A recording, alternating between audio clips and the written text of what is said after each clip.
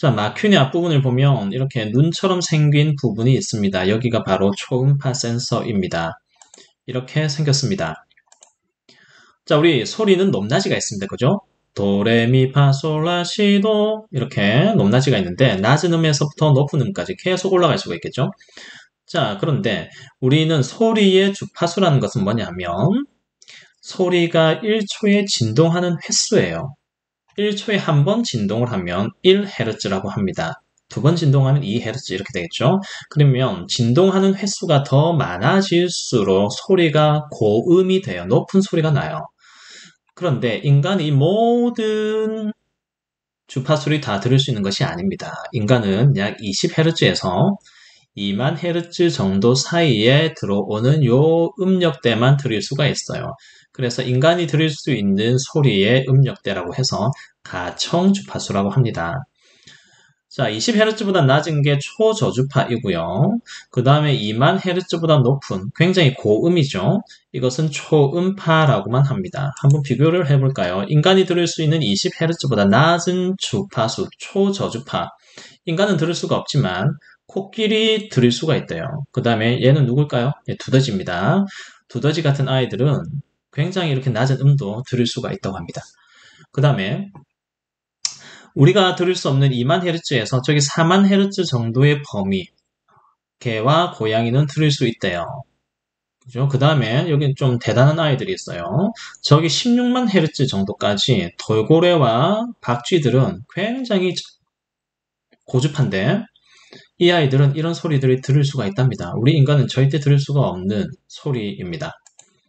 자, 박쥐가 밤하늘을 날아다니는데 잘 보이지도 않는데 어떻게 날아가느냐? 박쥐는 초음파를 발생시켜요. 우리 귀에는 들리지 않지만 박쥐의 귀에는 들립니다. 쭉 발생시키면 저기 앞에 뭔가 다른 물체가 있다면 이 물체에 부딪혀서 자기가 낸 이 초음파가 다시 되돌아오겠죠? 그렇게 해서 이 소리를 다시 얘가 듣는 거예요. 그렇게 돌아오는 소리, 메아리예요, 메아리. 이 메아리를 듣고 얘는 저 앞에 물체가 있구나 이렇게 알게 되는 거죠. 돌고래도 마찬가지입니다. 초음파를 발생시켜서 되돌아오는 소리를 듣고 저기 앞에 어떤 물체가 있다는 것을 감지하게 되는 것이죠. 자, 이 원리를 이용한 것이 잠수함입니다. 잠수함에서 초음파를 발생시켜서 앞에 암초가 있다거나 어떤 다른 물체들이 있는 것을 확인할 수가 있습니다. 자, 이 원리를 그대로 활용한 것이 바로 마이크로비트 마퀸에 있는 초음파 센서입니다. 자, 스피커처럼 생긴 것이 두 개가 있는데 왼쪽과 오른쪽이 있는데요. 왼쪽에 보시면 T라고 적혀 있어요. 그 다음에 오른쪽에 보면 R이라고 적혀 있습니다. T는 트리거입니다. 트리거. 그 다음에 여기 4개의 단자가 있는데 두 번째 보시면 트릭이라고 되어 있죠. 여기가 트리거입니다. 그 다음에 R이라고 적혀 있는 오른쪽 부분은 리시버입니다. 자, 트리거는 초음파를 발생시키는 부분이에요. 여기 두 번째 단자 트릭에서 전기 신호가 들어오면 여기서 초음파를 발생시킵니다. 이렇게 초음파를 쏴요. 삐삐삐삐삐 이렇게 쏴요. 자, 이렇게 해서 앞에 만약에 물체가 없다면 이 초음파는 그냥 쭉 전진해서 나갈 겁니다. 그런데 만약에 앞에 이렇게 물체가 있다면 반사가 되어서 돌아오겠죠. 자, 이걸 받는 부분, 리시버입니다.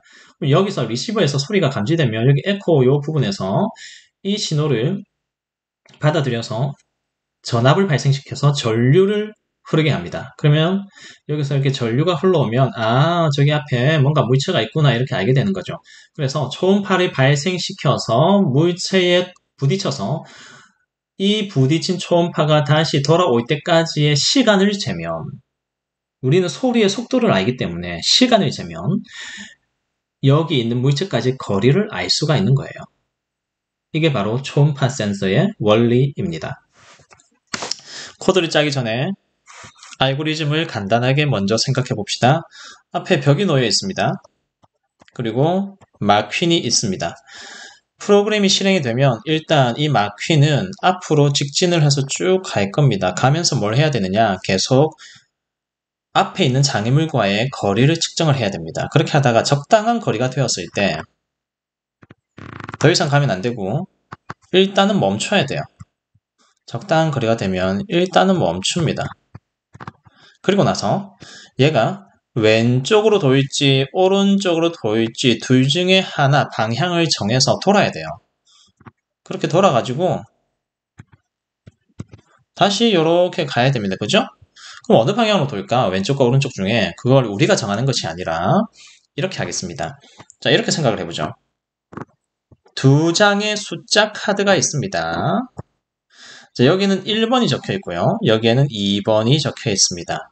이 숫자 카드를 컴퓨터한테 뽑으라고 하는 거예요. 자, 너 숫자 카드 하나 뽑아. 해서 1번이 적힌 카드가 나오면 왼쪽으로 돌고요. 2번이 적힌 카드가 나오면 오른쪽으로 돌아요. 이렇게 해야 왼쪽과 오른쪽 어느 쪽으로든지 돌 수가 있는 거예요. 우리가 정하지 않고. 그런데 왼쪽으로 돌지 오른쪽으로 돌지는 프로그램을 짜는 우리도 모르는 거죠. 컴퓨터가 1번 카드와 2번 카드 중에 뭘 고르느냐에 따라서 왼쪽과 오른쪽이 정해지는 겁니다. 코드를 짜봅시다. 자, 우리는 마퀸이 움직이는 동안 계속해서 센서를 이용해서 거리를 재야 되죠. 그래서 우리에게 필요한 것은 무한반복 실행, 이 블록이 필요합니다. 일단 시작이 되면 우리는 마퀸을 앞으로 출발시킬 거예요. 자, 모터, 무브. 양쪽 모터를 모두 다 앞쪽 방향으로. 자, 속도를 얼마 정도 하면 좋을까요? 255가 최대값인데요. 너무 빠르면 우리가 제어하기가 힘들 수가 있습니다. 그래서 적절하게 100 정도의 속도로 앞으로 갑시다. 가는 동안 우리는 뭘 해야 되느냐? 초음파 센서를 이용해서 계속해서 거리를 재야 됩니다. 그러면 마퀸에 가면 뭔가 초음파 센서가 있나 한번 찾아볼게요. 초음파 센서를 가지고 거리를 재야 되는데 뭐가 있지? 한번 찾아봅시다. 쭉 보면 제일 위에 Read Ultrasonic Sensor 있죠? 울트라소닉 센서가 초음파 센서입니다. 이걸 가져와요. 여기 보면 자, 울트라소닉 센서에서 거리를 센티미터로 읽어오는군요. 거리를 잽니다. 근데 이걸 우리는 조금 더 똑똑하게 코딩을 하려면 변수를 하나 만들어주는 게 좋아요. 변수를 하나 만들겠습니다. 변수의 이름은 거리라고 하겠습니다. 그렇게 해서 거리라고 만든 변수에다가 초음파 센서에서 읽어드린 장애물과의 거리를 여기다가 거리라는 변수에 저장을 할 거예요. 저장을 해.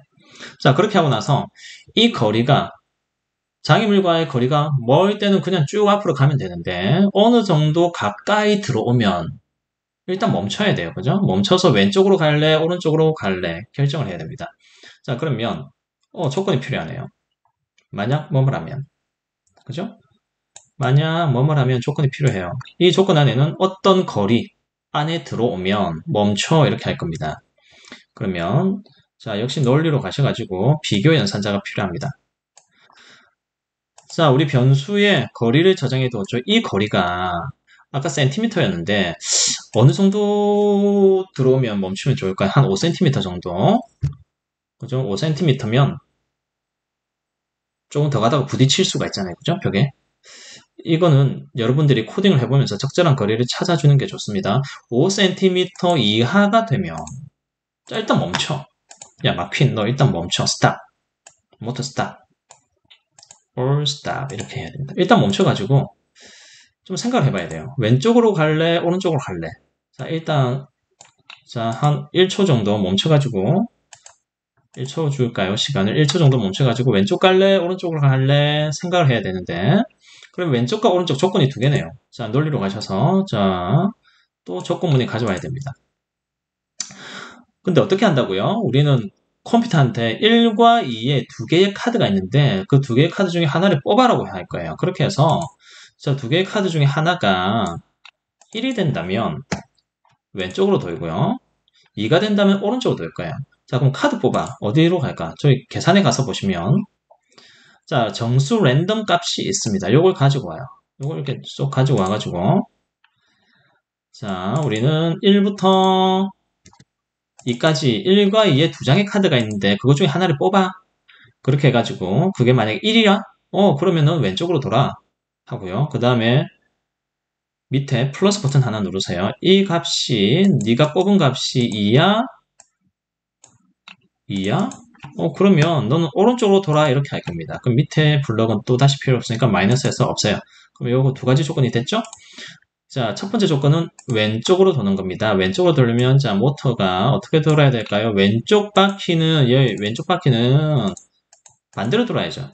뒤로 돌고 오른쪽 바퀴는 앞으로 돌아야 돼요.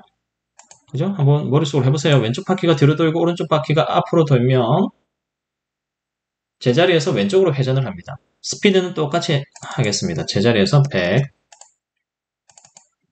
100 이렇게. 그럼 제자리에서 돌아. 그러면 시간을 얼마 정도 돌래? 한 0.5초.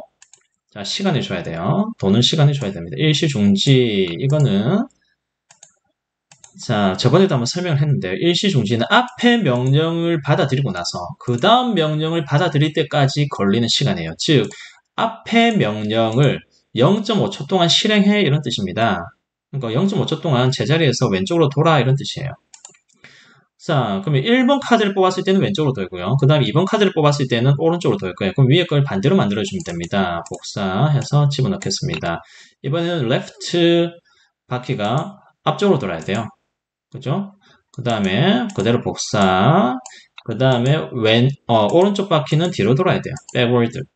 그 다음 역시 일시중지 0.5초 정도 돌면 될까요? 자, 이렇게 하면 됩니다. 코드는 다 짰는데요. 자, 여기서 중요한 거는 이제 이걸 가지고 실행을 해보면 우리가 원하는 대로 움직이지 않을 수가 있습니다. 그러면 여러분들이 잘 안 되네 하고 그냥 포기하면 안 되고 여기서 이제 여기에 주어진 값들, 자, 속도 값이라든지 그 다음에 여기서 회전하는데 걸리는 시간이라든지 그 다음에 회전할 때의 속도라든지 이런 것들이 적절하게 바꿔야 돼요. 바꾸면서 또 다시 확인해보고 또 바꿔서 또 다시 확인해보고 여러 가지를 해보면서 가장 적절한 값을 여러분들이 찾아내셔야 됩니다. 그리고 또 해보면서 이것보다 조금 더 코드를 조금 더 세련되게 짜는 방법은 없을까? 그런 것까지 여러분들이 생각해 보셔야 여러분들의 실력이 늡니다. 한번 해보시기 바랍니다.